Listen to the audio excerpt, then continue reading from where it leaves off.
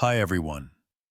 Tonight, we're going to slip into the frozen mud of a medieval village and try to survive one of the most brutal seasons a peasant could ever endure: winter. You'll be cold, tired, hungry, and if you're not careful, you might just freeze to death in your sleep. Imagine it pitch black morning. Your breath fogs up the air before you like dragon smoke, and your bed is a straw-stuffed sack that's damp from last night's frost. There's no fire yet. It's your job to light it. And there's no such thing as hitting snooze. That hearth is the only thing standing between your family and a cold that bites hard enough to take fingers. You probably won't survive this. So before you get comfortable, take a moment to like the video and subscribe, but only if you really like what I do here. And hey, I'd love to know where you're watching from. Drop your location and local time in the comments. Now turn off the lights, maybe turn on the fan for some soothing noise, and let's get started on tonight's journey together. You blink your eyes open before the sky does. There's no such thing as sleeping in. Not when the fire's gone out, your toes are numb, and your job is to keep everyone alive. You untangle yourself from a coarse wool blanket and step onto the dirt floor, barefoot, teeth already chattering. The hearth is cold. Not just oops, the fire died cold, but you can see your own breath while indoors kind of cold. You crouch by it, fingers clumsy from stiffness, and start building a little pyramid of dried twigs and peat bricks. There's no firewood left that was gone by early January, and the only thing that burns now is what the cow left behind, dried into cakes. Yes, cow poop. You're literally starting your morning by lighting dung. The smoke curls up slowly. It burns your eyes, but you welcome it. Heat means hope. You hold your fingers close to the tiny flames, skin itching as it thaws. The baby starts crying in the corner of the one-room cottage, and your mother groans under a threadbare sheet. This is normal. Welcome to your medieval winter morning. Breakfast. Don't get your hopes up. If you're lucky, there's a chunk of sour rye bread hidden in the pantry, and maybe a dollop of last week's curdled goat's milk. You scrape mold off without even blinking. You've done worse. Your job today is the same as yesterday: survive. It's too cold to farm, too early to sow. The fields outside are just frozen dirt. But there's still work. Always is. You've got to haul more peat from the commons, check the chicken coop, and hope the rats haven't beaten you to the eggs. One of your brothers is already out back, hacking at the ice in the water barrel with a blunt axe. You hear the thunk, thunk, thunk as the blade skips over the frozen top. He swears under his breath. Again. You're not even supposed to swear, it's Lent, but God'll understand. Inside, your mother gets up slowly, stiff from years of labor, and a straw mattress that's more dust than cushion. Her joints ache worse in winter. Everyone's does. You saw the neighbor limping yesterday, knees swollen like gourds. They say he tried to keep working in the cold last week and passed out by the field gate. Outside, the light finally begins to seep through the cracks in the wooden shutters. You open them expecting gray sky, and yep, there it is. A solid, oppressive gray that looks like the world forgot how to smile. The wind bites the moment you stick your head out, and you smell smoke from the other cottages. The whole village smells like wood smoke, animals, and desperation. But here's the thing. This is a good winter. No wolves yet. No bandits. No mass sickness. Not like 1315 when it snowed in May and crops failed across the whole kingdom. That one nearly broke the realm. Historians still debate whether it was just weather patterns or a volcanic event. Either way, it kicked off 3 straight years of famine. People boiled shoe leather, ate dirt, dug up old graves. You don't want to talk about it. You hear something now, a cartwheel creaking. Old Tom's already heading to the mill. He's 70 if he's a day, and still works like he's 30. His nose is blue from the cold, and he waves as he passes your hut. You wave back with a mitten that's more whole than fabric. Your mittens, by the way, not store-bought. They're stitched from scraps of old tunics and rabbit fur. You made them yourself last fall when the weather turned mean and your sister was still healthy enough to sew. She's not now, coughing mostly. You're praying it doesn't turn worse. A small joke slips into your mind. Father Ulrich says fire keeps the devil out. If that's true, your family must be a 4-course buffet because this house hasn't seen proper heat since Epiphany. The flames in the hearth crackle now. You add more dung, watching it sizzle and catch. The baby's quieter. Your hands are warmer. You take a moment and just breathe. Outside, snow begins to fall, again, and you realize with a little sigh this is only the beginning. You step outside, boots stiff from the frost, and scan the meager storage shed you and your brothers filled last fall. You stacked it yourself, rows of hay sacks of barley, a few dozen onions braided and hung from the rafters. It looked full back then, heavy, like wealth. Now it just looks hollow. The hay's down by half. The barley sacks are lighter than they should be. Someone's been skimming. Or maybe it's the mice. Either way, it's vanishing, and it's not even February. Your father used to say, a rich man counts coin, a peasant counts calories. You've never seen a coin last more than a few hours in your house, but you've counted calories by the fistful every winter. And right now you know you're already in the red. You tug a bale of hay out and drag it across the mud to the animal shed. The mud's mixed with ice now, so it doesn't splash, it crunches. The pigs grunt when they see you. The cow, a tired old thing named Matilda, lifts her head and moos. You give them each a stingy handful, just enough to keep their bellies grumbling and their bodies warm.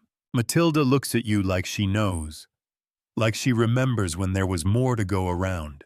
A few kids from the village run past, shouting and pelting each other with snowballs. One of them has a chunk of carrot for a nose and a stick for a sword.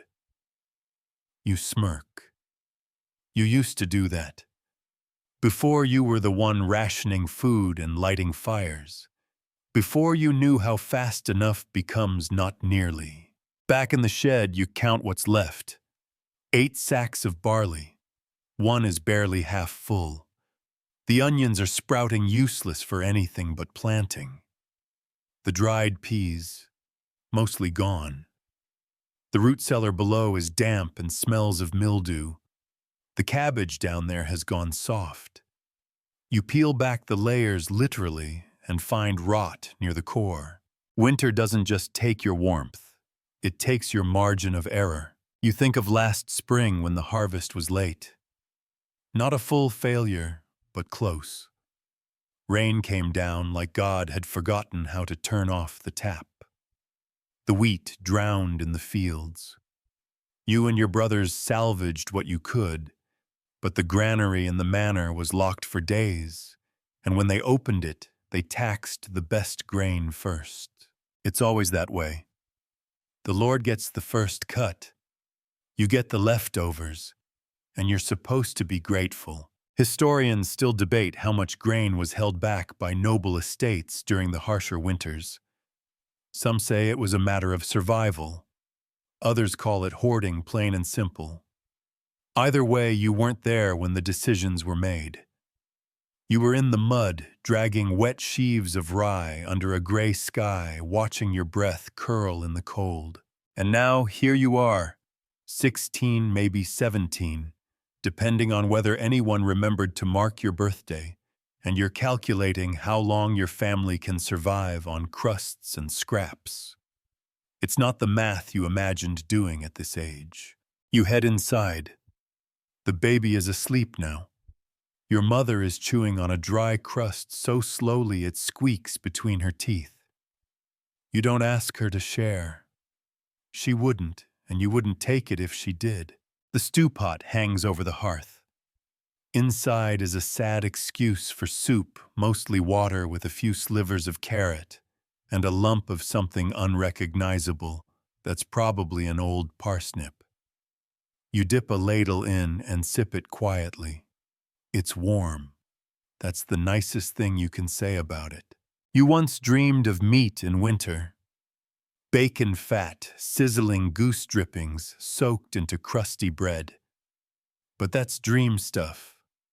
Today you're dreaming of not chewing bark. Speaking of bark, last winter, old Agnes down the lane made a flower from birch tree shavings. Claimed it saved her husband's life. He didn't look too saved. He died in March. Still, you're not ruling it out. You hear a knock. Not on the door, on the frame.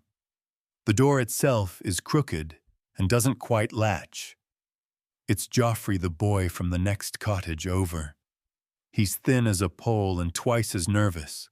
They're asking for you, he says. Village hall. Meeting. You nod, wrap a wool scarf around your neck twice and follow. The meeting's in the Reeves house, which is a fancy way of saying he's got 2 rooms instead of 1. Half the village is there. The rest will hear about it tonight. There's talk of rationing, sharing stores. A few people cough into their hands while pretending they're not sick.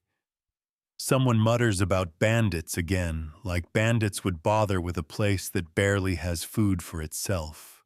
There's also talk about the church and whether Father Alric can spare anything from the abbey. He probably can. He probably won't. He says he's fasting for Lent, but someone saw him eat a whole fish last Friday. Joffrey leans close. You think we'll run out. You glance around at the faces in the room. Hollow cheeks, sunken eyes. People who already know the answer. You say no. You lie. You wake to the sound of silence. No wind, no birds, no distant clatter of carts or coughing neighbors. Just stillness. It's the kind of quiet that makes you nervous. Like the world has stopped breathing. You pull aside the cloth over the window and squint. The world is white, not just snow-covered frozen. Every tree, every path, every fence post has been sheathed in ice, like the whole countryside has been dunked in candle wax. The stream that runs behind the village is glass, now motionless and gleaming. Even the air looks different. Heavy, tired. They say it's the coldest winter in a generation. Someone else said that about last year, too. You tug on your patched-over boots and step outside, crunching through the snow with the awkward shuffle of someone trying not to fall. You pass neighbors doing the same, bent against the cold faces, half hidden in scarves, eyes red and unfocused. No one speaks. You're all conserving energy. The frost clings to your lashes, and your breath comes out in bursts that hang around like ghosts. At the edge of the village, people are gathering near the stream. The water's gone, but not just frozen. It's gone. The whole surface is thick enough to walk on. Someone dares to try. They take 2 steps onto the ice, then 3 more arms spread like a drunken tightrope walker. You're holding your breath without realizing. They don't fall. A cheer goes up, quiet, tired, but real. One kid shouts, "We can skate to London." It's absurd but funny, and you smile. And then someone mentions the last time this happened, the year the Thames froze solid. It was 1434, or maybe 1408. Historians still debate which freeze was the worst. But whichever it was cold enough to turn rivers into roads, and Londoners threw frost fairs on the frozen Thames.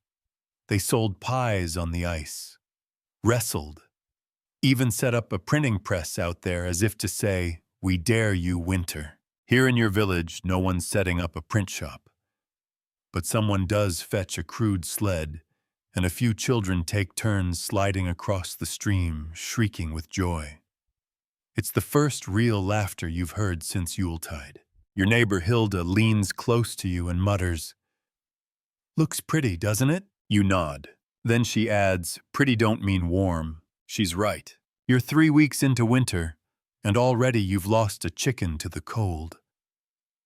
It froze to death beak first into the feed bin. You buried it in the snow out back mostly to keep the dogs away.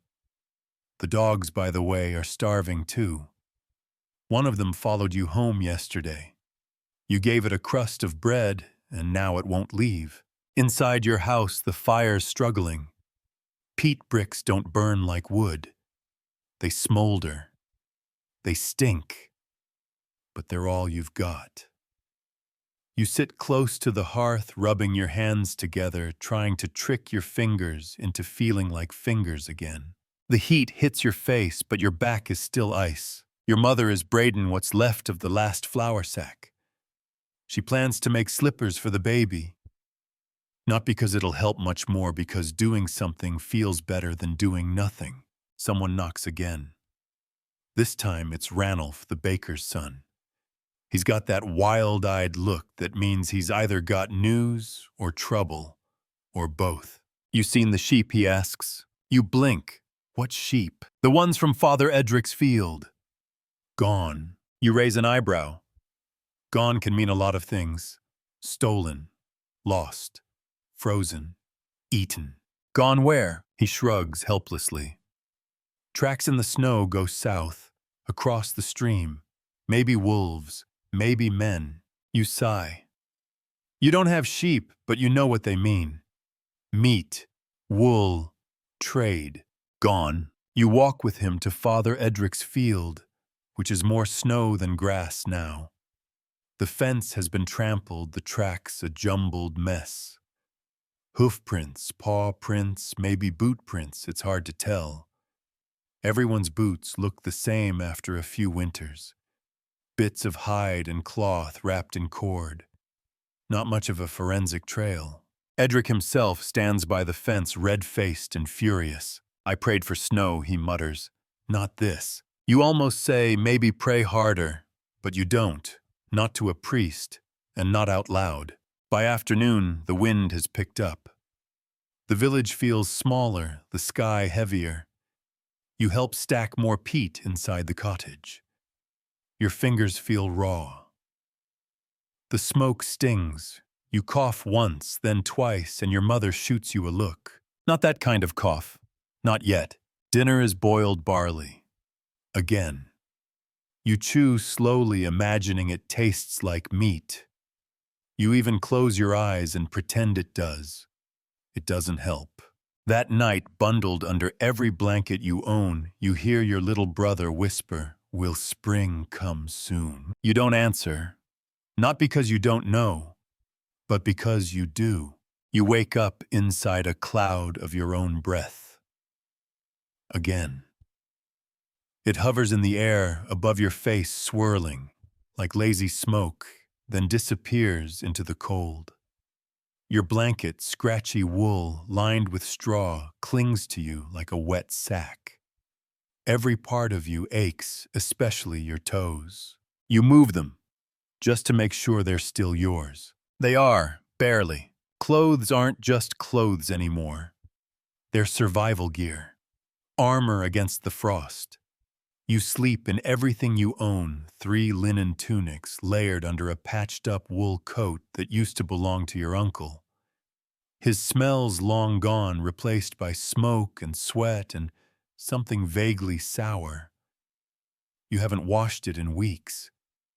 You don't plan to. Clean means wet. Wet means death. You pull on your leggings made from a blanket you cut up last year. The stitches aren't pretty, but they hold. Mostly. You wrap your feet in rags, shove them into boots, stiff as shingles, then wrap twine around the ankles to hold them together. One boot's got a hole in the sole. You plug it with straw. It squishes when you walk, like walking in a sack of old bread. Your sister Ellen is shivering by the fire, holding her hands out to the thin flame. Her mittens are mismatched, one made of wool, the other of rabbit hide, stitched together with whatever string was left. She's wrapped in a shawl that used to be your mother's wedding dress. No one cares anymore. Sentimental things stop mattering when your fingers start turning purple. There's a saying in the village: winter peels the pride from you. You believe it. And still, even now, someone always swears by something different. Old Martha rubs goose fat on her feet before bed. Joffrey sleeps with heated rocks under his blanket. Edric the priest insists a clove of garlic in each shoe will draw the cold out through your toes. And then there's Wolf the Thatcher's apprentice, who claims lining your boots with moss keeps you warm and absorbs sin. You tried the moss once. It worked. Kind of. But it itched like hell, and by morning your feet looked like you danced on bees. Historians still debate how effective medieval cold-weather gear really was. Most of what you wear wasn't designed. It was improvised. You don't have down jackets or fleece-lined anything. You have wool if you're lucky, linen if you're poorer, and if you're desperate, bark fiber cloth, which feels like wearing a sack of kindling. Still you layer. Everyone does. Not because it works perfectly, but because it's all you can do. You step outside. It's snowing again. Gentle flakes like flour from the sky. The kind that looks magical until you realize it means more work. The sky is low-heavy, like it might fall on you if you look at it wrong. Your breath puffs out, joins a dozen other puffs in the air as neighbors shuffle past. Everyone's bundled up like walking piles of laundry. The only skin visible is red-nosed and raw. You trudge toward the animal shed. The snow creaks underfoot, too cold to crunch. You feel it in your knees like the earth is frozen all the way to its core. Matilda the cow stares at you like she's about to file a complaint. Her water's frozen. Again. You take a hammer to the trough, knocking the ice loose, and whisper apologies. You pat her flank. At least your coat's thick, you mutter. She huffs warm breath into your face like agreement. You head back inside where your sister's warming a stone by the fire to slip under the baby's blanket. You're struck by how small the baby looks, how quiet. He doesn't cry as much anymore. That's the part that worries you. You sit by the hearth. The fire's crackling now, 2 pieces of kindling and a lump of dung. The smell's not pleasant, but you're used to it. You don't even wrinkle your nose. Ellen looks over. Do you remember the market days? You nod.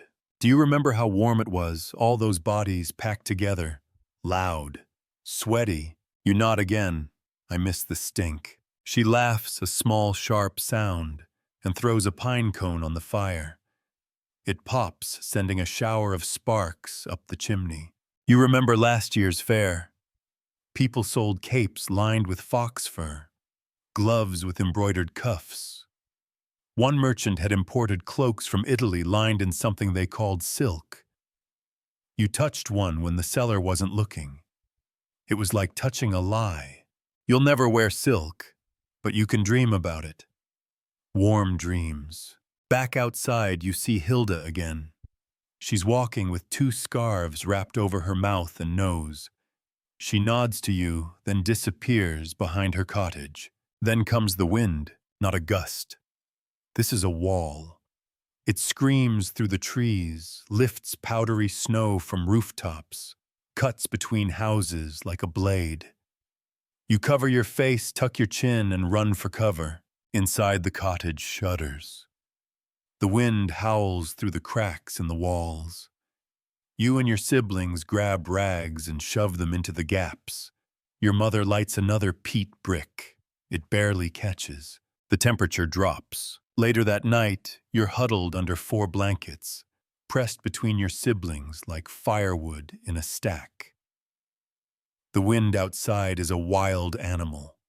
It howls and moans, throws icy claws against the shutters. You whisper a little prayer to whatever spirit is listening, not for warmth, just for the morning to come. You wake up nose to tail with a goat. Its breath is hot and damp and smells like something between old hay and fermented onion. It blinks at you slowly, as if daring you to complain. You don't, because the goat is warm, and that right now is more important than dignity. You're not alone. In the cramped space of your one-room cottage, there are 2 chickens roosting in the corner by the hearth, a pig snoring near the door, and the cow, yes, Matilda, chewing cud by the window. You moved her inside last night right before the wind turned savage. It took all 3 of you to get her through the door. Your sister stubbed her toe so hard she swore, then apologized to the priest and the cow. Now the cottage smells like barn. But it also feels like heaven. The animals' bodies put off heat enough to warm the space above freezing. Barely. The pig is especially useful. She radiates warmth like a lumpy oven, and you're grateful even as she snorts in her sleep. People in town used to laugh at the idea of sleeping with animals. That's for shepherds, they'd say, or outcasts. But not this year. This year you're all shepherds. You'd let a donkey sleep in your bed if it meant waking up with all your toes. You remember hearing once, maybe from the Reeve, maybe just a drunk, that in some alpine villages people built their homes around their barns. Shared wall, shared warmth. You thought it was odd at the time. Now you think it's genius. Historians still debate how common this really was in the medieval countryside. Some claim it was widespread across northern Europe. Others say it was mostly poor mountain folk with no options left. You don't know the answer. You just know it's happening here, and it's the only reason you're not a block of ice. Your little brother is curled up under a pile of rags, using a sheep's wool sack as a blanket. His nose whistles when he sleeps. The goat nudges him, then settles in beside you both like a particularly arrogant dog. You scratch behind her ears. She bleats once. You swear she's smug about it. The fire's gone out. Again. You sigh, roll over, and start the daily ritual, raking through last night's ashes, blowing on embers, stacking twigs and dung, coaxing heat back into the world like a stubborn god. Your fingers are too numb to tie knots, so you fumble. The smoke curls up and slaps you in the face. Outside, snow is falling again. Not hard, but steady, relentless. Like someone in the sky is shaking out an endless sack of cold. You need more peat, or wood, or something. You eye the furniture for the 100th time, especially the stool with the cracked leg. You could burn it. But then where would you sit? A soft knock comes at the door frame. No one really knocks on the door anymore. It doesn't close properly, and it's more of a suggestion than a barrier. It's Joffrey. Again. This time he's got a frozen beard and a basket. Brought you this, he says. You take it. Inside are turnips. Small. Wrinkled, but edible. Where'd you get them? He shrugs. Hilda's old storage pit. Said they were going soft. You blink. These look fine. He grins. Yeah. But her pig won't eat 'em. Thought maybe yours would. You look over at the pig. It farts in its sleep. Pig might have to wait, you say. We're boiling these. He nods. You nod. That's how it is now. Words are short. Food is shorter. You cook the turnips in the same pot you've used for everything since Michaelmas. A bit of salt. A dash of dried herbs. The smell fills the cottage like hope. Everyone sits a little closer. Even Matilda licks her lips. You cut the portion small. No one complains. Not even the baby who seems more alert today. You take that as a win. Later, after everyone's fed and the goat has tried to eat your sleeve twice, you step outside. The air slaps you sharp and bright. Across the village, smoke trails from chimneys. People moving like ghosts. No one lingers. You walk toward the commons, stomping snow as you go. The wind has died down a little, but the cold is worse. You feel it in your bones, in your teeth. Your breath hurts coming out. You pass the Reeves' house. A chicken sits on the roof. You don't ask. You pass the well. It's frozen solid again. Someone stuck a stick down it to measure the ice. The stick is still there. At the edge of the village, you see Wolf. He's wearing what might be a curtain tied around his waist. You raise an eyebrow. He shrugs. Warmer than trousers, he says. You believe him. Back home, you huddle close to your siblings under the blankets pressed between goats and chickens and the sweet barnyard smell of temporary survival. Tomorrow, you'll have to clean. The floor is layered with straw and feathers and things best left unidentified. But tonight you are warm, and that is everything. You stand in front of the manor gates, empty sack in hand, pretending not to shiver. The cold has worked its way inside your clothes, your bones, your thoughts. You stamp your feet more out of frustration than hope, and glance up at the stone towers that loom above the village like watchful giants. The Lord's Granary is behind those walls, tall, thick, and full of food you can't touch. They opened it once 2 weeks ago, not to feed the hungry, just to remind everyone what they owned. A servant came out with a tray of steaming loaves and walked through the square with a theatrical sigh. You watched as your little brother stared at the bread like it was a comet. Then they shut the doors again with a smile. Now the village reeve says there might be rations. Depends on the Lord's mood. Depends on how many pigeons he's caught. Depends on whether his dogs are being fed. You and 15 others wait in the courtyard. Hoods up, hands clenched in pockets.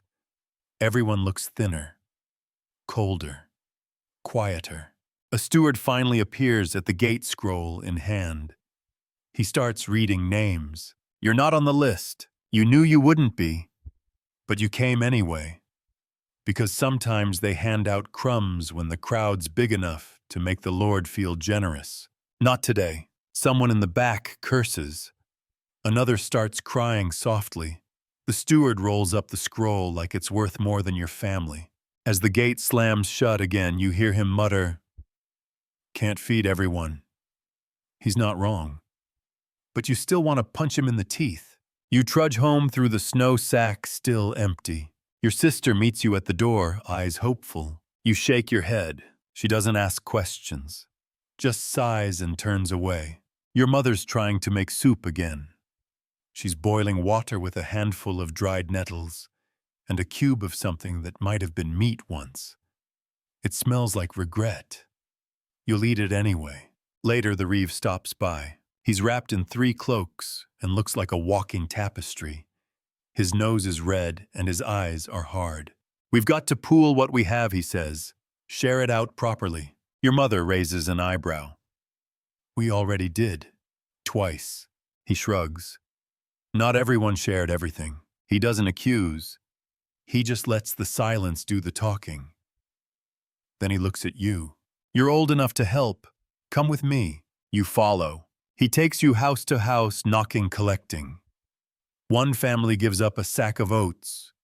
Another offers a crock of pickled cabbage. Someone tries to hand over a single shriveled apple. The reeve frowns, but takes it anyway. You get to Hilda's house, and she's got nothing. Just her and her old dog, and a half-empty jar of goose fat. She tries to hide it behind her skirt. You see it. The reeve sees it too. "Come on, Hilda," he says. She narrows her eyes. "That's for my dog," he sighs. "We've got children starving." "So do I," she says. He doesn't push it. He walks away. You follow, But not before Hilda catches your eye and mouths, "Sorry." That night there's a town gathering, if you can call a dozen freezing villagers in a barn a gathering.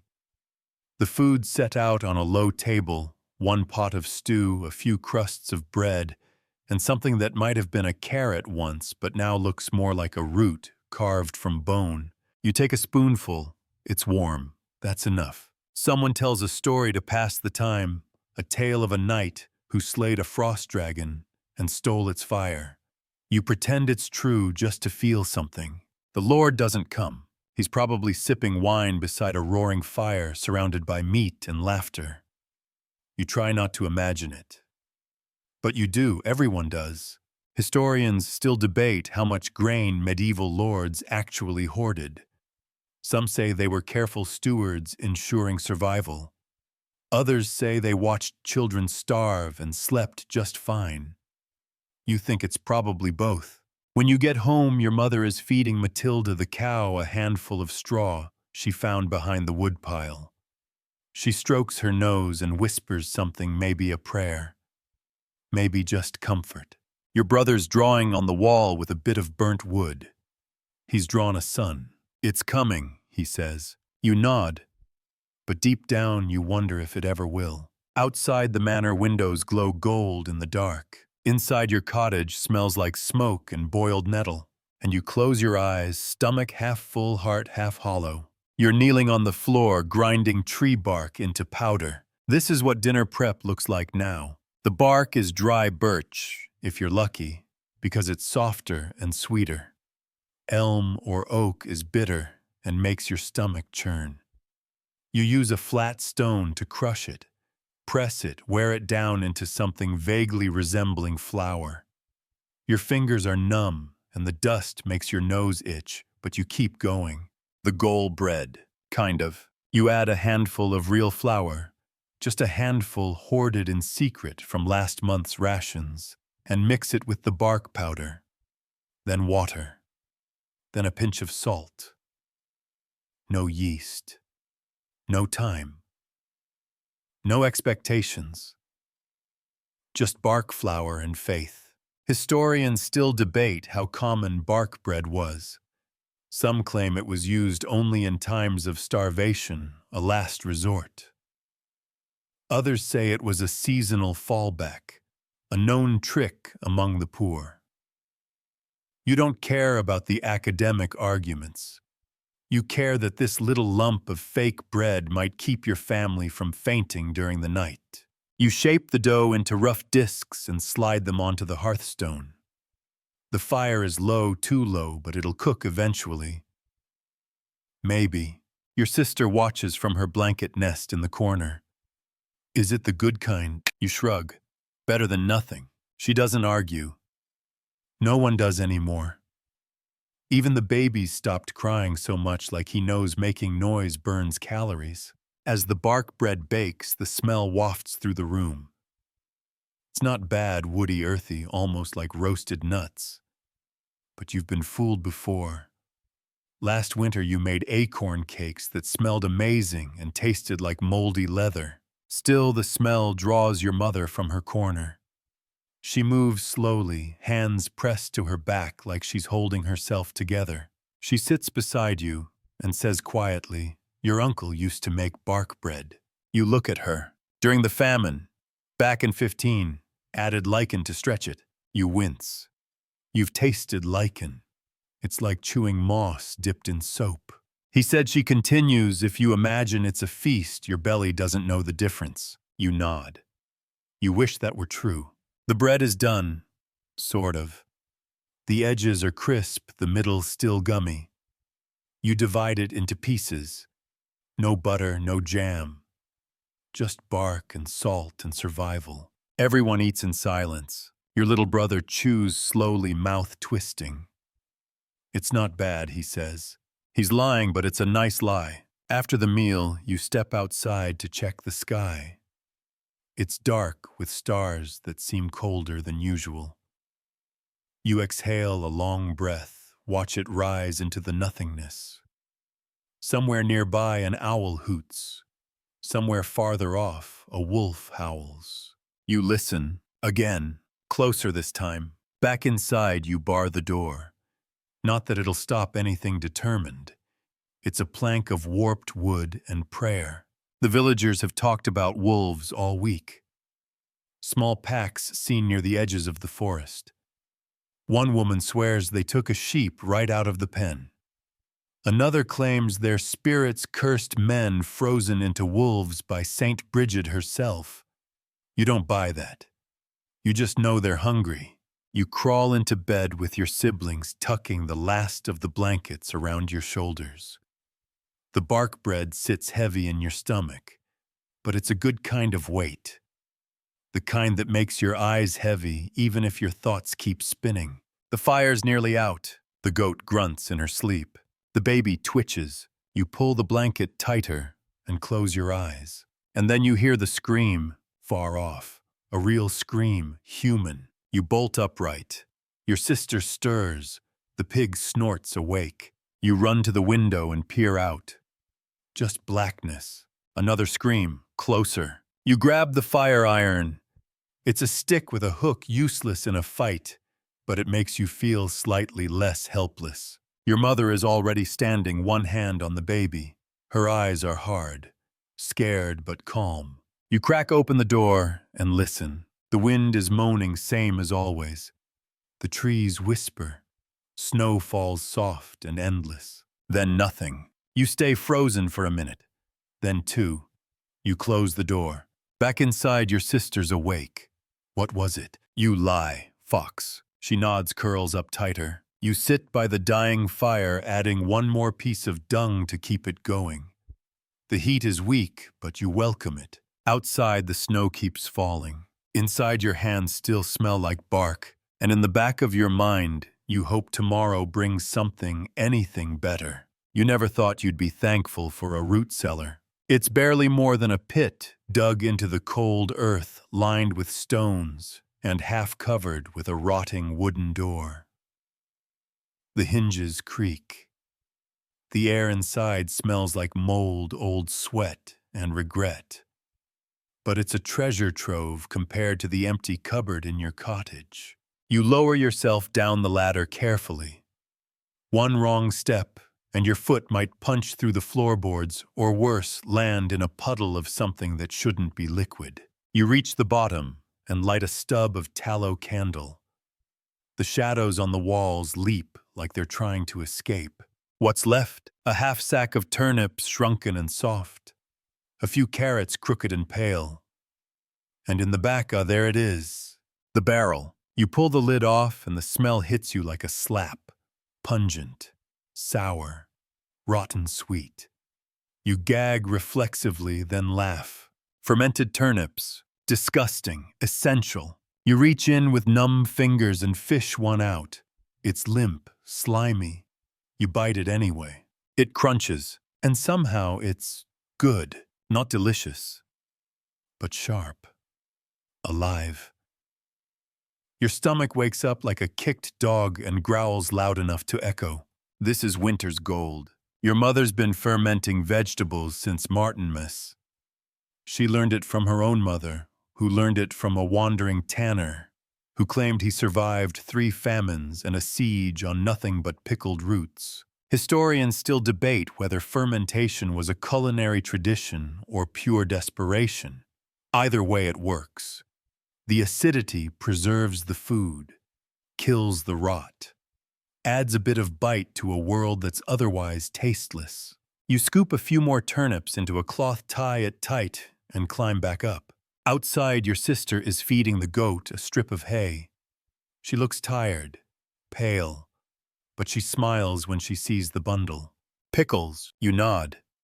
Pickled turnip, slightly less offensive this time. She takes one, sniffs, it makes a face, then bites. Better than tree bark. That's the highest praise you've heard in days. Back inside, your mother adds the sliced turnips to the evening stew. The whole room starts to smell like a vinegar accident in a root cellar. But no one complains. The acidity cuts through the musty air. It smells like food. You eat slowly, savoring each sour bite. It makes your tongue burn a little, makes your cheeks twitch. It's glorious. The baby reaches for a piece. You mash it into a pulp and let him suck it off your fingers. He gurgles. You swear it's a laugh. For a moment, everyone looks a little brighter. Then the door bursts open, its wolf red-faced, panting. "They're here," he gasps. "The wolves!" You're on your feet before you even register the words. Your mother pulls the baby close. Your sister grabs a log from the fire. They took a pig from Hilda's pen, Wolf says. And they're not leaving. You run outside. The snow crunches underfoot. It's dusk. The sky is purple and bruised, and the trees at the village edge sway in a wind that doesn't feel friendly. A crowd is gathering. Hilda is crying. Her pig pen's broken blood in the snow. Deep prints, paw prints led toward the woods. Big ones. Too big. The Reeves there carrying a pitchfork. Joffrey has a rusty sword from the last militia call. Someone else has a torch. The flames whip sideways in the wind. "They'll come back," someone mutters. "They always do." You offer to stand watch. You and Wolf. He's got the same fire iron as you. Neither of you says the word weapon because it doesn't feel like you're holding one. You take shifts. At midnight you hear them. Low growls, not close, not far. You don't sleep that night, but the wolves don't come back. In the morning your stew pot is empty. Your candle burned low, and the world is still spinning. Barely. You pour the last bit of pickling brine over your fire to put it out. It hisses like a sleeping serpent. Later, when your brother asks what's for dinner, you look him in the eye and say, "Hope." Then you go back to the cellar and pray something else is hiding in the shadows. You know it's a feast day when people start acting strange. It's February now, technically. The shortest month, but it feels like the longest joke. Snow is still knee-deep. Your boots are still leaking. Your stomach is still auditioning as a percussion instrument. But today there's something different in the air. Not warmth. Don't be ridiculous. It's something else. A kind of tension. Like everyone's pretending not to be desperate. You wake up to the sound of humming. Actual humming. Your sister is at the hearth trying to twist what's left of the barley flour into something festive. She shaped it into little stars using the dull end of a knife. They're not perfect. Some look more like splats, but she hums anyway. "Why are you doing that?" you ask, rubbing sleep out of your eyes with a mittened hand. She shrugs. "It's Candlemas." You blink. "Seriously?" She nods. Feast day. Light in the darkness. You know, blessing of the candles, blessing of the fields, prayers for spring. You snort. All we've got is pig grease and a burned-out lantern, but still you find yourself helping. Because on feast days the rules bend a little. Your mother has saved something special, a tiny jar of goose fat, hidden in the rafters since Yule. She pulls it down like a sacred relic. It glistens golden and soft, and everyone stares like she just brought the Holy Grail to breakfast. You spread a thin layer of the fat over the barley stars and lay them on a hot stone near the fire. They sizzle. The smell that rises is unreal, like memories of better times, like tavern nights you barely remember. Like roast goose, but only the best part concentrated into one shining moment of culinary illusion. Historians still debate the psychological impact of feast days on starving populations. Some say it lifted morale, gave people something to cling to. Others claim it was state-sanctioned denial, an excuse to forget hunger for a day. You're not a historian. You just know your mouth is watering so hard you're drooling. While the food cooks, your mother braids your sister's hair. That alone is a miracle she hasn't had the energy to do that in weeks.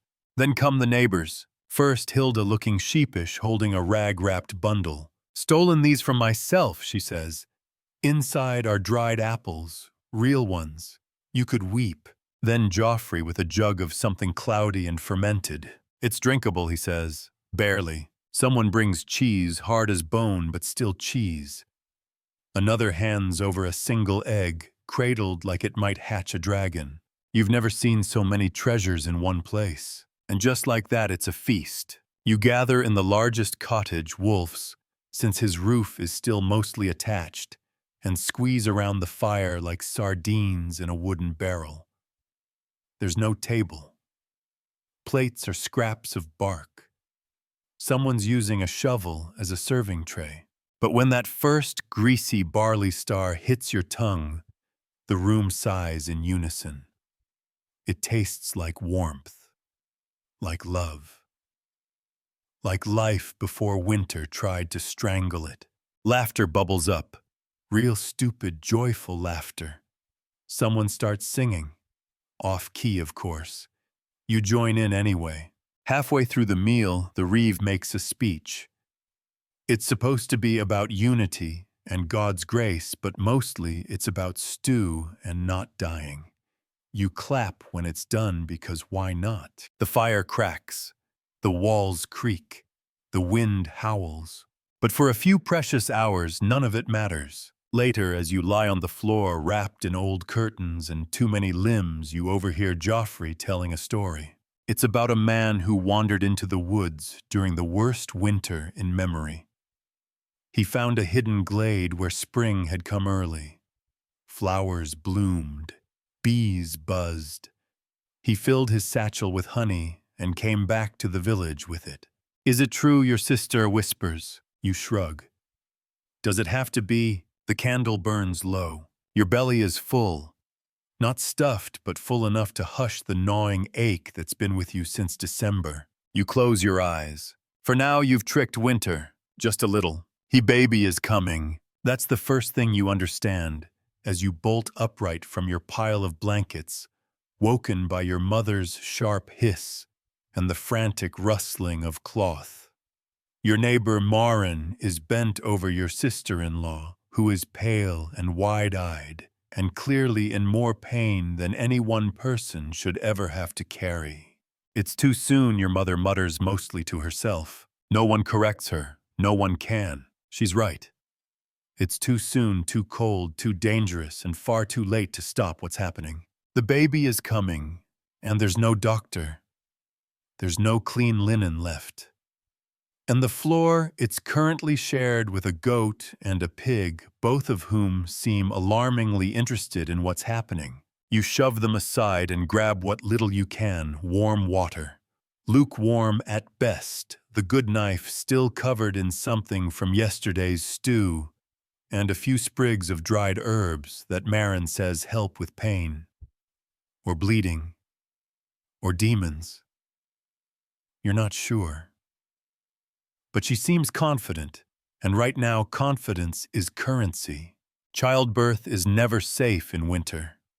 But in a medieval winter, in a freezing, flickering one-room hut, with barely enough heat to keep fingers alive, it's a gamble no one wants to make. And yet here it is. The next hour is a blur. Screams, sweat, panic. The sound of tearing cloth and whispered prayers. You grip your sister-in-law's hand when she cries out. She bites your arm so hard it bleeds. You don't flinch. You don't let go. Finally, a cry. Not hers, a baby's. Small, red, loud, alive. You exhale for what feels like the first time in days. She's a girl, and she's angry already, which is promising. Your sister-in-law is exhausted, but breathing. Marin nods and starts wrapping the child in what passes for a clean cloth. You look around the room at the others blinking through the steam and sweat and smoke, and you realize you did it. You all did. There's a new life in the cottage now, but outside the whispers are starting. Did you hear someone says the next morning at the well? She didn't labor for more than an hour.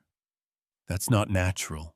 Didn't even scream properly, someone else adds. I heard Marin used a charm. You bite back your anger. You knew this would happen. The colder the winter, the sharper the fear. And when fear spikes, so do the stories. They say a birth in midwinter is unlucky, that spirits slip in when the veil is thin, that witches bless babies with frost in their lungs and black in their hearts. It's nonsense, but nonsense doesn't need logic. It just needs to spread. Historians still debate the extent to which superstition impacted rural medicine. Some claim it was all practical knowledge wrapped in folklore. Others argue that fear of witchcraft stunted real healing for generations. All you know is that your family now has a new baby and a fresh target painted on its door. By the third day, someone hangs a bunch of garlic outside your cottage, as a blessing, they claim. But you notice how it's hung upside down. That's not protection. That's a warning. You ignore it. You keep the fire lit. You hold the baby when her mother sleeps. You whisper songs. You smile at her even though your lips are cracked and your hands shake. She's so small, so warm, so loud when she wants to be. Which again feels like a gift, but that doesn't stop the murmurs. Marin stops by less often. You understand. She helped with the birth. That's enough to mark her too. One night you're outside collecting snow to melt for water. Yes, things have gotten that bad, and you see a shape at the edge of the woods. Human. Watching. You blink and it's gone. You don't mention it to anyone. Instead, you double-check the door, relight the hearth, and wrap the baby in an extra scarf. You lay her beside the fire and watch her tiny chest rise and fall like she's dreaming of spring. And maybe she is. Maybe she's dreaming of warmth and laughter and sun on her face. Or maybe she's just dreaming of surviving her first week on Earth. Either way, she's here now. And so are you. You're walking. Again. Because you have no choice. The monastery is 5 miles away, give or take. And the roads are barely roads anymore. Just paths of compacted snow lined with skeletal trees, and the occasional crow that watches like it knows something you don't. The sky is gray as always, the kind of gray that looks permanent. You've forgotten what the sun looks like, or feels like, or smells like, if that makes sense. Your feet hurt. Your toes are wrapped in cloth and regret. Every step is a bet against frostbite. But you keep walking, because the monastery has bread. Maybe, Father Ulrich said they had supplies. Maybe a sack of beans. Maybe a dried fish. Maybe nothing but more sermons. But you'd rather risk it than sit at home watching your brother chew on a stick and call it a snack. Beside you, Wolf trudges silently. He's got a burlap sack over his shoulder with 3 eggs in it you're offering. Bribery, really. A humble donation in hopes of a miracle. You think they'll share, he finally asks. You snort. They'll share the word of God. He laughs. Just once, short, bitter. You pass the old Roman road on your left. It's still there, half buried in snow, the stones worn smooth by centuries of feet, horses, carts, pilgrims, now wolves and desperate peasants. Historians still debate how many Roman roads were still in use by the late medieval period. Some were kept up. Some were swallowed by the land. This one looks like it wants to give up, but can't quite manage it. You slip once, catch yourself on a tree branch, and keep moving. The monastery comes into view just as the wind picks up. It sits on a hill hunched like a cloaked figure, walls thick and unforgiving. The bell tower looms above the trees, still and silent. No welcoming chimes today. You knock at the gate with numb knuckles. Eventually, someone opens the peephole. A pair of eyes stare out, narrow and tired. "We've come to offer alms," you say, holding up the eggs like a prize chicken in a pageant. The eyes blink. The peephole closes. You wait. Wolf mutters, "Maybe they're fasting." You elbow him. Maybe they're ignoring. At last the gate creaks open. A novice, maybe 13, motions you inside. His robes are too big. His nose is red. His sandals are ridiculous. The courtyard is quiet. A few brothers shovel snow. Others walk slowly, hands tucked in sleeves like secret thoughts. Inside the hall, it's warmer. Not warm, but less cold. You sit on a bench, cradling your feet under you like a miser with coins. A monk appears, older, thin, smile like parchment. "You've come seeking assistance," he says. You nod. He gestures to your sack, and you bring gifts. You offer the eggs. He takes them. Doesn't say thank you. Doesn't need to. That's not how it works. "You may have something in return," he says, voice gentle but dry. A bowl of pottage. Thick. Mostly peas and water, but hot. And bread. Real bread. Coarse, crusty, rough as sand, but warm and honest. You eat without speaking. Wolf eats like someone's about to take it away. They let you sit by the fire for a while. Long enough to feel your fingers again. Long enough to want to stay forever. You don't. Because when the sun starts to lower what little light there is, the gate will close. And you know what it means to be caught outside after dark. On your way out, the novice slips something into your pocket. A scrap of parchment with a prayer written in Latin. "Protection," he says. You smile, though you can't read it. On the way back, Wolf says they could do more. You nod. They won't. They're monks. They're human. The road is slipperier now. The cold bites harder in the evening. You walk faster, fueled by soup and half-hope. As you near the village, the wind changes. Smoke, not firewood, not dung, something else. You run. Your legs burn. Your feet scream. A roof's collapsed. Not your house, thank the saints, but close.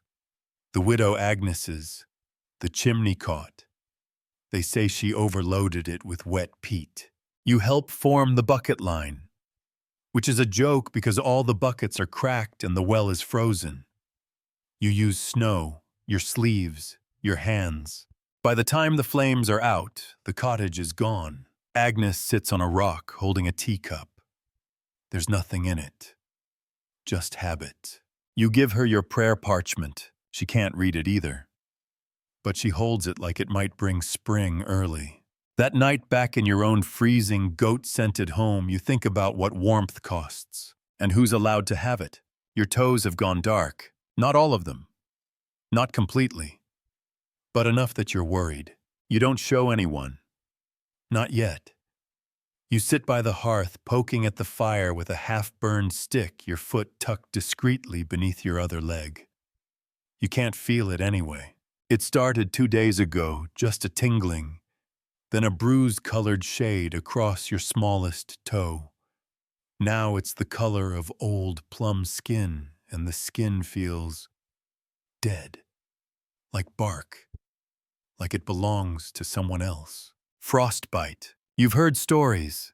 Everyone has. Old Peter lost 3 fingers 1 year after falling asleep on guard duty.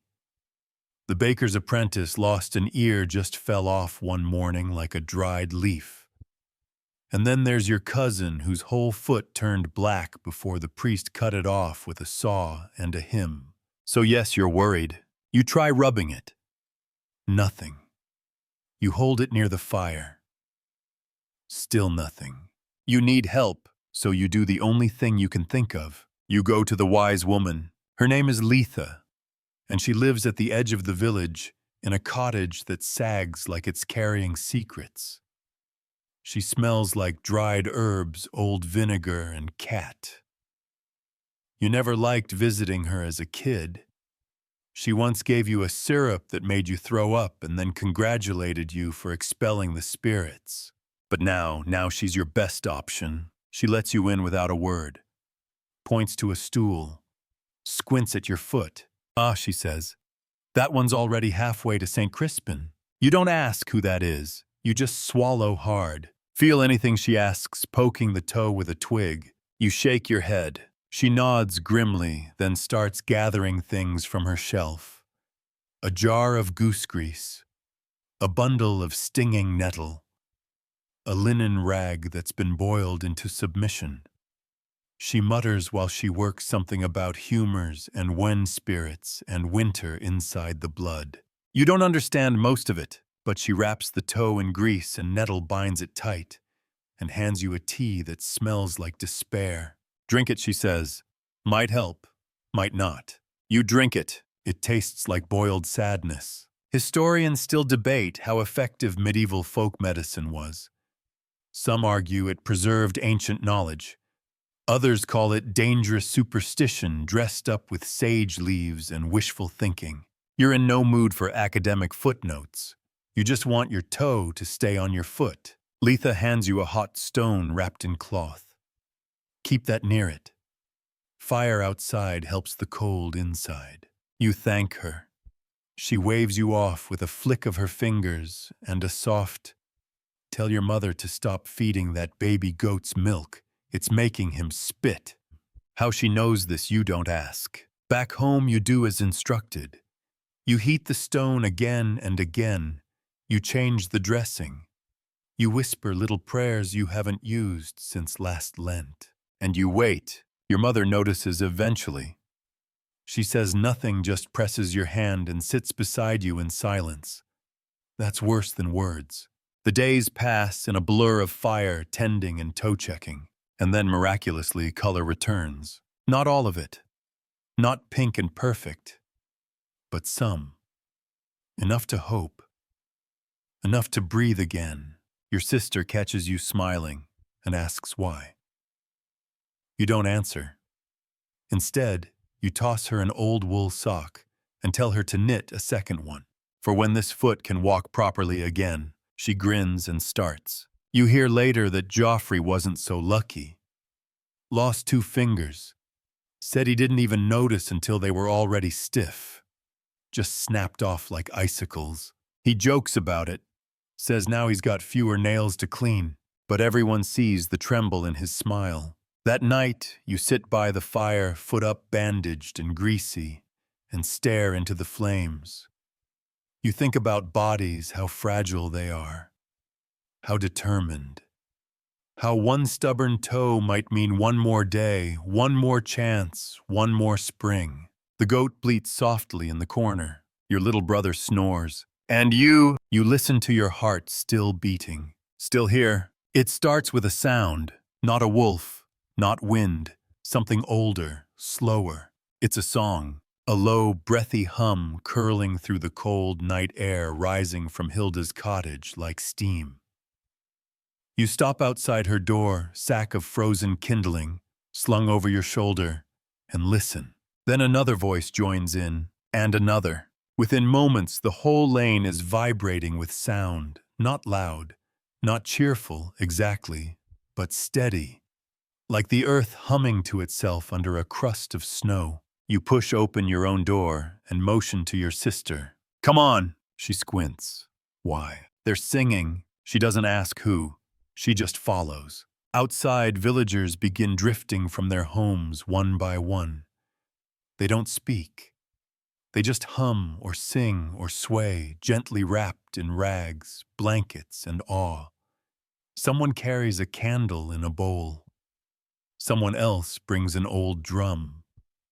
The baby in your arms watches, wide-eyed, mouth open, absorbing it all. You don't recognize the song's words. You don't think there are words. It's just sound. Sound in the face of silence. Warmth in the face of frost. Wolf stands beside you with his patched-over lute. He plucks a few chords. It's out of tune. No one cares. "This is what they did last year," he says quietly. "When the old man died and the snow wouldn't stop. Said it keeps the spirits away." You nod slowly. "What spirits?" He shrugs. "Any that are listening." Historians still debate whether these winter songs were rooted in pagan rituals, early Christian practice, or simple desperation. The line between sacred and survival was thin, often buried beneath layers of snow and centuries. You don't know where the song comes from. You just know it feels right. The The reeve begins clapping off-beat, but with enthusiasm. The baker's daughter twirls once in place, her cloak billowing like a frozen flame. Your sister hums next to you, matching the notes. You've never heard her hum before. You smile. Even the goat bleats along, sort of. Then Marin raises her voice and sings the first actual lyric of the night. Deep the dark, and long the cold. But we are fire, brave and old. It's simple. It catches. Others join in. You find your voice rusty, but present, and sing along. We are stone and straw and breath. We are louder than the death. Goosebumps rise not from cold this time, but something else. Something beneath the skin. A feeling that maybe you're not just surviving, you're fighting back. The songs go on for hours. No one calls it a festival. No one brings out garlands or ale or tries to make it a celebration. This is not a party, it's a protest. A ward. A collective spell woven from cracked voices and frozen hands. Someone starts stomping in rhythm. Someone else taps on a wooden bowl with a spoon. You laugh. For real. It startles even you.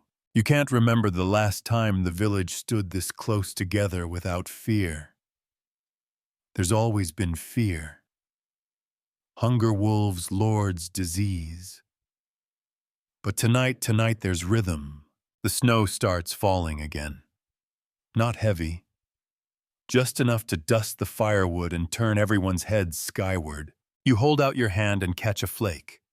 It melts instantly. Warm. Only slightly, but warm. The group finishes one final verse and lets the silence fall back over the lane like a tired blanket. No one says a word. You all begin drifting back to your homes, footsteps muffled by fresh powder hearts, a little heavier, but in the good way. Like full stomachs, like long-held hugs. Back inside your cottage, the fire has burned low. You tuck the baby into her straw-lined cradle and wrap another cloth over the window. Will we sing again tomorrow? Your sister asks, as she folds her hands under her chin. You shrug, maybe. She nods, already drifting. You stare at the ceiling beams, listening to the wind pressing gently against the door.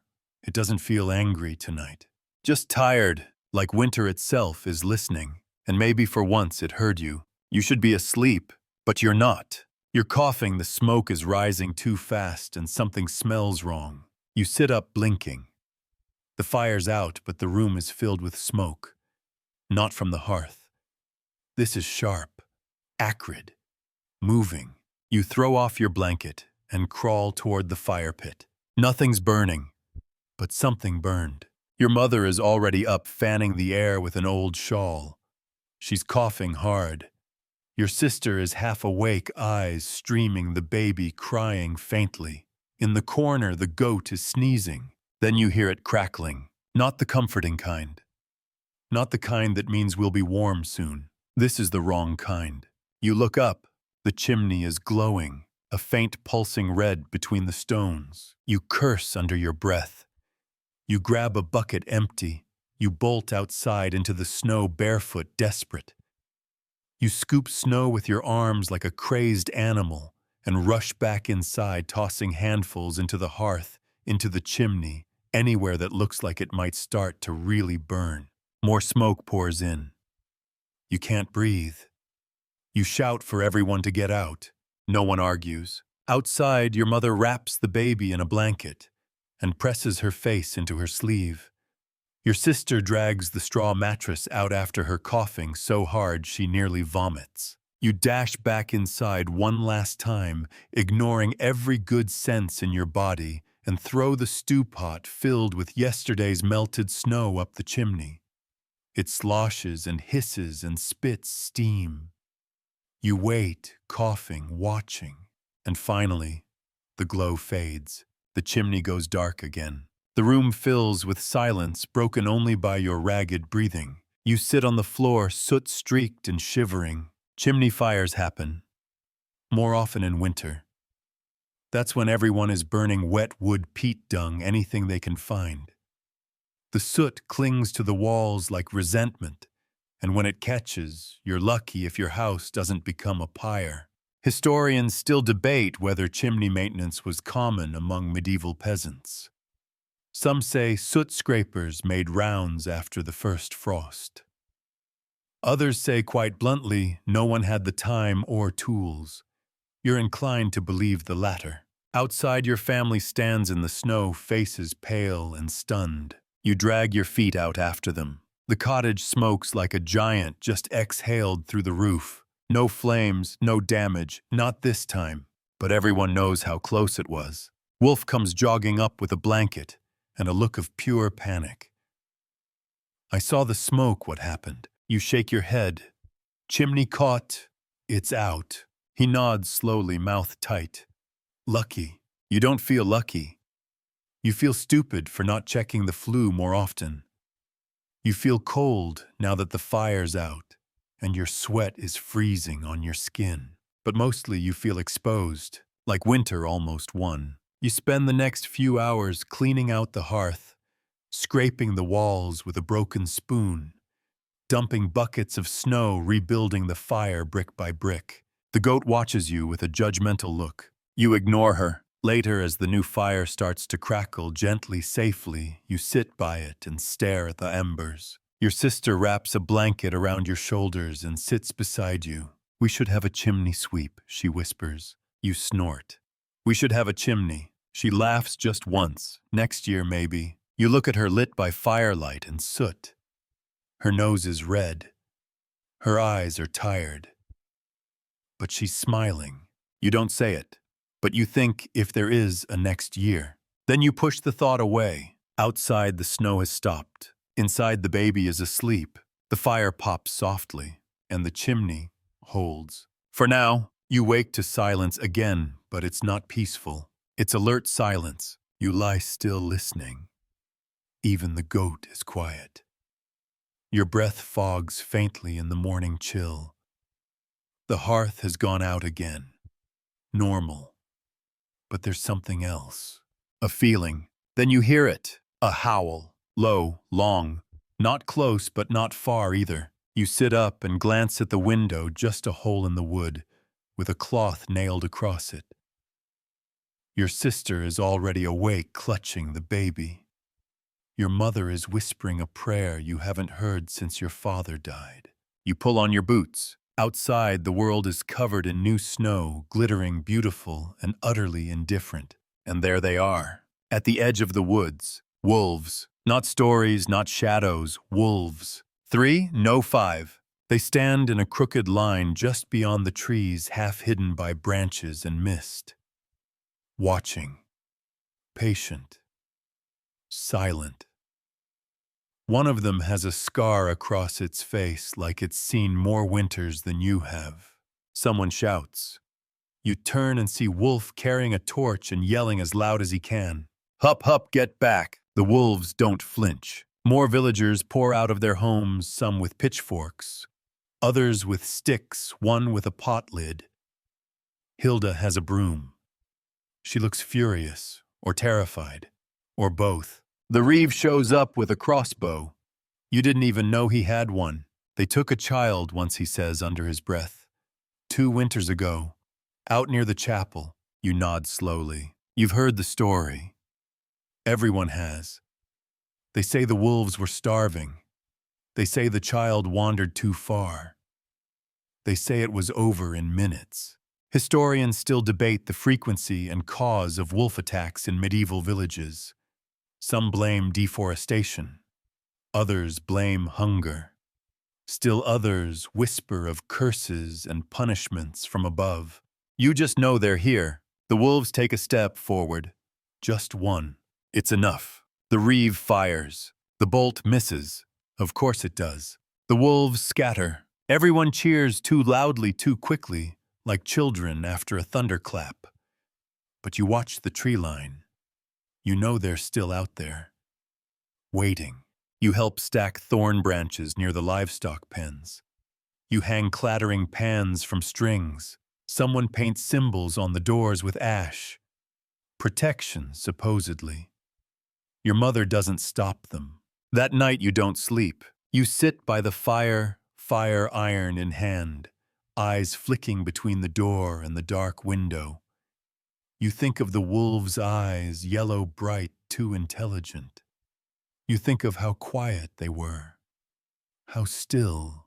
Your sister sits beside you, rocking the baby slowly. She hums. You try not to imagine what would have happened if the goat had been outside, or the pig, or one of you. Instead, you lean back against the wall and listen to the wind, and then you hear them again, howling. Farther now. You exhale. You've been marked. That much is clear. The wolves know you exist. They know you're cold, tired, hungry. They know you're possible. But tonight you still have a door, still have a fire, still have your fingers and toes and family. You know they'll be back, but so will you. You shouldn't be here. That's your first thought as you pull the hood over your face and step through the tavern door. The blast of heat, noise, and scent hits you like a punch, sweat, smoke, spilled ale, roasting meat you suspect isn't from anything with hooves. You're not supposed to be in a tavern, not in February, not when your family is huddled around a half-dead hearth counting crusts. But here you are, and you're warm for the first time in weeks. The tavern is in the next village, over 3 miles through ankle-deep slush and silence. You left before dawn, traded 2 eggs for passage in the back of a hay cart, and promised yourself it was just to ask about salt or beans or maybe a sack of oats. But you knew. The minute the cart driver mentioned the hearth at the Swan Burns all night, you knew. You came for warmth, and maybe to remember what life felt like before. The tavern is low and dark, all crooked beams and swinging lanterns. Men and women cluster near the fire like moths. Someone's playing a flute in the corner. A serving girl with a torn sleeve hums along. Her cheeks are red from drink or cold or both. You slide onto a bench, peel off your gloves, and hold your hands to the fire. You don't care who's watching. It's so warm. Your eyes water, maybe from the heat, maybe not. A mug slams down in front of you. The innkeeper, bald apron stiff with grease, grunts. Local. You hesitate. Close enough. He shrugs. Then this one's on the house. We're burning the last of the brandy logs tonight. Everyone gets one. You nod your thanks and take a sip. It's sour, warm, glorious. The conversation flows around you like a current. Farmers grumbling about frozen tools. A soldier talking about snowbanks taller than his horse. A merchant bragging he still has cloves in his cellar. Everyone pretending they're not just scraping by. You let it happen. You don't speak, just listen. Then someone stands up. She's old, maybe, or just tired. Wrapped in 3 shawls and a brooch shaped like a raven. She lifts her cup. To getting through. The room quiets. Someone near the fire echoes to getting through. They raise their cups. You raise yours. To getting through. That's all anyone wants now. Not riches, not fame, just spring. The moment passes, and the room returns to its murmur. The fire crackles. You finish your drink slowly, not because it's good, but because it matters. You think of your sister, your mother, the baby. You think of the pig, the goat, the half-barrel of pickled turnips. You think about guilt, and then you force yourself to stand. Because if you stay, you'll want more. More warmth. More noise. More forgetting. But forgetting is dangerous. You nod to the innkeeper and slip out into the cold. It bites you instantly. The road back is worse than you remembered. The slush is deeper, the sky lower. Your boots squelch. Your breath comes in ragged clouds. Halfway home you hear wolves again, distant, unconcerned. You keep walking. Back in your village, the cottages hunch under snow like tombstones. Smoke curls from chimneys, thin and gray. You push open your door. Your mother is asleep with the baby on her chest. Your sister is reading the ashes, trying to guess tomorrow's weather. You kneel beside the hearth and add a stick to the embers. It catches. The warmth is weak, but you've known worse. You reach into your coat and pull out a crust of bread. You'd saved it from the tavern. You break it in 3 and hand a piece to each of them. No one speaks. They just eat, and in the quiet you realize you can borrow warmth. But you have to bring it back. The snow should be melting. It's mid-March by the calendar at least, and there should be drips from the rooftops. Soggy trails through the fields, birds arguing in the bare branches. But instead, another frost. You wake up to a world that crackles underfoot, every blade of grass locked in ice again. The water pail has frozen solid overnight again. The sky looks bleached as if winter has wrung all the color out of it and still wants more. Your mother exhales slowly when she sees it. She doesn't curse. She doesn't cry. She just sits down and pulls her shawl tighter. You know what this means. The barley seeds you planted last week, dead. The hopeful sprigs of cabbage near the fence, dead. Even the goat seems to sense it. She won't eat. Just stares at the wall like she's contemplating the meaning of hay. You and your sister walk out to the garden patch together, dragging a broken rake and a sack of manure that smells like summer, somehow more offensive now, like it's mocking you. You check the dirt. Solid. Crusted over. The tiny green shoots curled and blackened. You touch one and it crumbles like ash. This shouldn't be happening, your sister whispers. You nod. Then, as if summoned by despair, the reeve appears at the edge of the path. He looks 10 years older than he did a month ago. His boots are caked in mud that's frozen mid-drip. We'll need to pray, he says. You blink. Again. He nods, harder this time. And so that night, the village gathers by the chapel, what's left of it anyway. Half the roof fell in during a snowstorm in January, and no one's had the time or energy to fix it.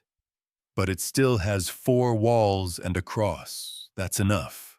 Everyone huddles together in the cold. Father Ulrich leads the prayer, breath steaming through his beard, voice cracked from overuse. He talks of deliverance, of punishment, of patience. You talk to the ground, silently. You tell it you're sorry. You promise to weed more this year, to water gently, to plant early and never curse the bugs again. Just grow, please grow.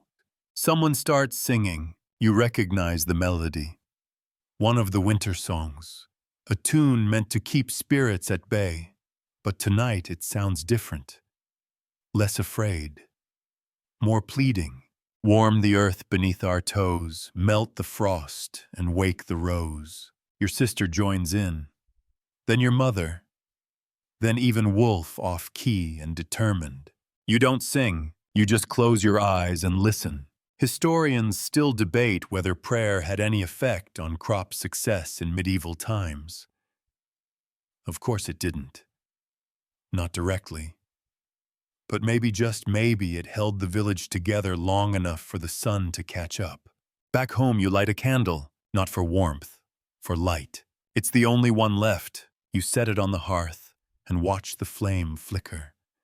The baby reaches for it, fingers twitching. You pull him back gently. No little sprout, you whisper. That's not your warmth. Not yet. You scrape the last of the flour into a pan. Add water. A pinch of salt. Stir with the same stick you've used all winter. You let it bake on the stones by the fire. It barely browns. You serve it anyway, 1 mouthful each. It's like chewing guilt. That night you dream of rain, soft, warm, unstoppable rain. It soaks the earth and floods the paths and calls the worms and wakes the roots. You wake up smiling, then you see the frost on the window. You don't cry. You just whisper, one more day. Because it has to change. It has to. It always does. Eventually. She's not from here. That's the first thing everyone agrees on. You see her at the edge of the commons one gray morning, just standing there, wrapped in layers that don't belong to this village. A thick wool shawl dyed in a deep blue you've only ever seen on the banners of passing knights. A cloak lined with something that might actually be fox fur. And boots, real boots, sewn leather polished laced. She's old, or maybe not. Her face is the kind that's seen so many winters. It's hard to tell whether the lines come from smiling or surviving. Her hair's silver, long braided down her back like a rope holding her to the earth. No one approaches her at first. Strangers don't come here in winter, and no one comes alone, but there she is. You glance at your mother. She nods once, cautious. You walk over. She speaks first. "You're hungry," she says, not a question. You don't answer. She reaches into her satchel, a soft leather pouch with strange patterns burned into it, and pulls out a bundle wrapped in cloth.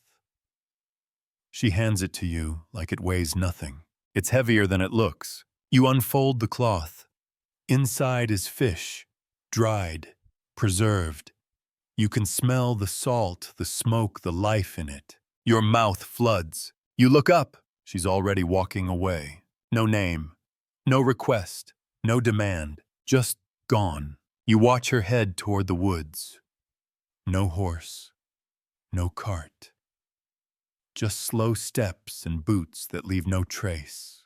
That night your family eats like kings. Not a feast, nothing is ever a feast anymore, but the kind of meal that makes you sit up straighter. That makes you chew slower. That makes you hope.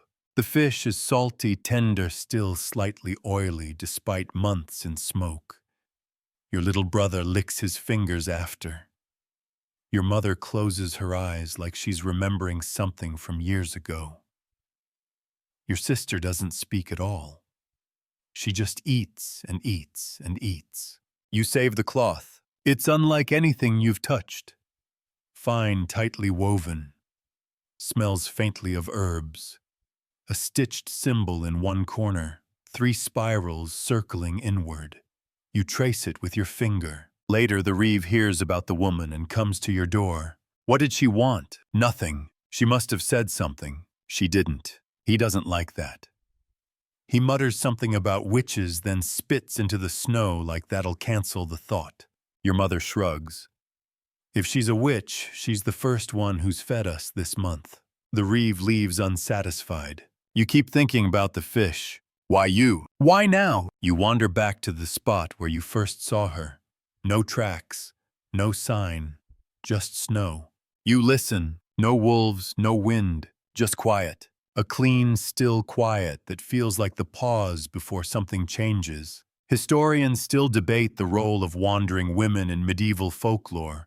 Part healer, part outcast, part myth. Some claim they were wise women moving from village to village. Others say they were invented to explain miracles no one could afford to understand. You saw her. You held what she gave you. You don't need to debate it. Back at home, you tuck the cloth into the rafters. Just in case it's more than a cloth. Just in case it's a charm. Just in case she comes back for it. The baby sleeps deeper that night. The wind doesn't blow. And for the first time in weeks, you don't wake up afraid. Just curious. You almost miss it. You're trudging to the stream with an empty pail, eyes down, boots leaking again, mind fogged over by the usual calculations, how many more days the dried peas might last, whether Matilda the cow is eating less, or you're just imagining it when you see it. A glint of green. You freeze, not like before, not from cold or fear. You freeze from disbelief. Your brain catches up a few seconds late. You kneel carefully like approaching a wounded bird. There, nestled against a dark patch of earth near the thawing edge of the stream, is a sprout. A single brave, impossibly green shoot pushing its way through the soil like it's breaking a vow. You stare at it, unsure whether to laugh or cry. It's the first thing you've seen grow in months. You don't touch it. You just stare. Then you look up. The stream is moving, not fast, not deep, but moving. The ice has receded into uneven banks, crackled and slushy, like the landscape itself is beginning to breathe again. You dip your fingers into the water. It's cold, of course it is, but it flows. You shout, not loud, not wildly.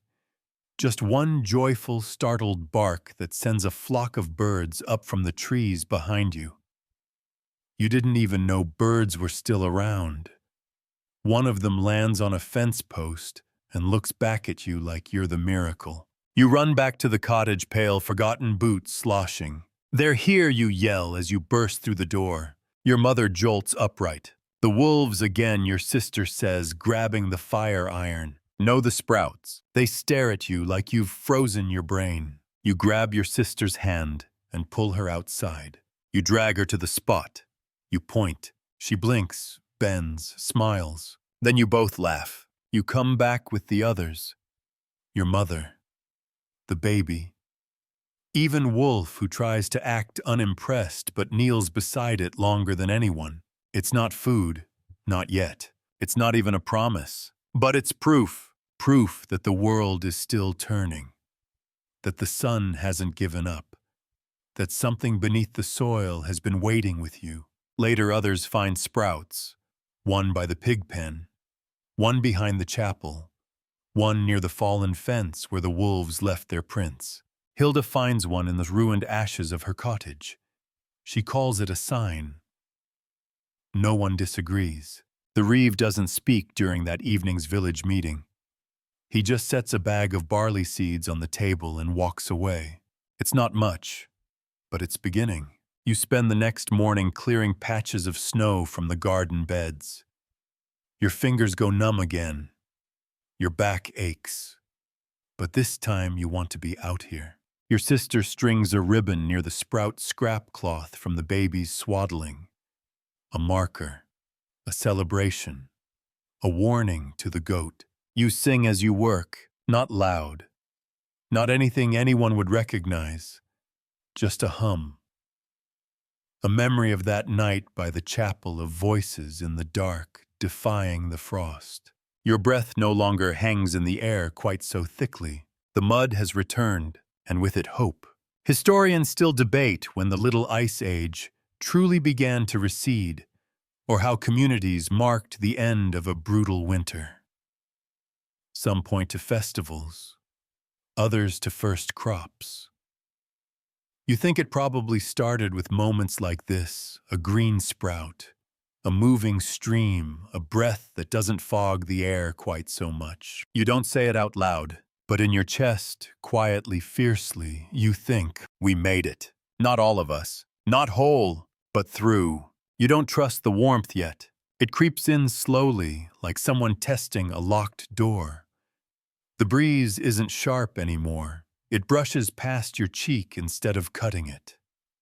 The air doesn't smell like wood smoke and damp cloth.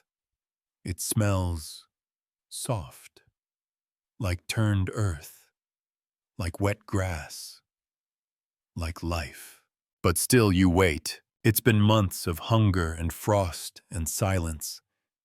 You've trained yourself not to hope too hard, not to believe in spring until it's pressed up against your ribs. Today, though, it presses a little harder. You wake with fewer layers. Not none, but fewer.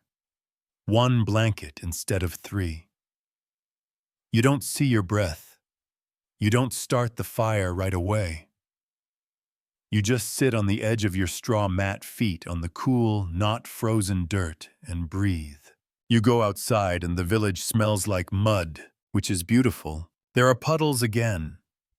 The real kind. Deep and wide and shimmering. Children are poking them with sticks. Joffrey's dog splashes through one and shakes out a storm of droplets that glisten in the new sun.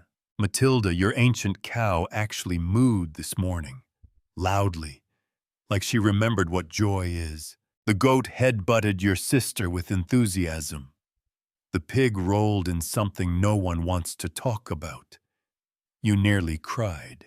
You hear hammering. People are fixing things. Roofs, carts, fences. Hilda's chimney is standing again. thanks to 3 neighbors and some stolen bricks. The chapel got new thatch from a barn no one liked anyway. The reeve plants the first row of barley near the commons. His fingers shake, but he's smiling. And when he turns to the rest of the villagers, he doesn't say a speech. He just nods. That's enough. You walk to the spot by the stream, the one with the first sprout. It's taller now, leaves curled in on themselves like tiny green fists. You crouch beside it, touch it gently. Still cool, still alive. You whisper, stay. Your sister's voice behind you, talking to plants now. You smile. Might as well. Everyone else is busy. She kneels too. What if it freezes again? You don't answer right away, because maybe it will. There are still clouds that look suspicious. The nights are still cold. Your mother still coughs when the wind changes direction. But you've survived worse. So you say, then we start over. You help patch the garden. Mix manure into the thawing dirt. Pull stones from the soil like plucking bones from a body.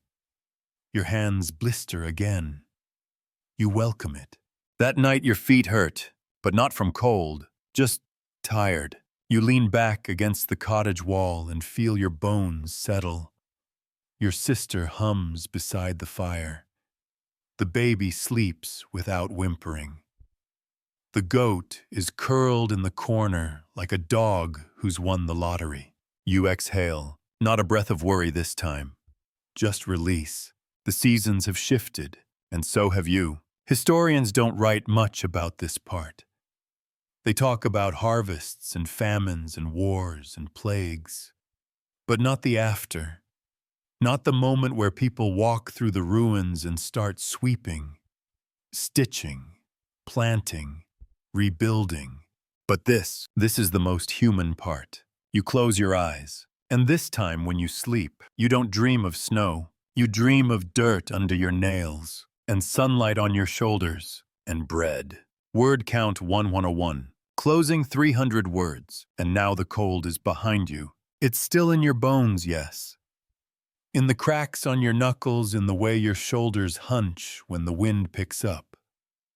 But winter is no longer a threat. It's just a memory.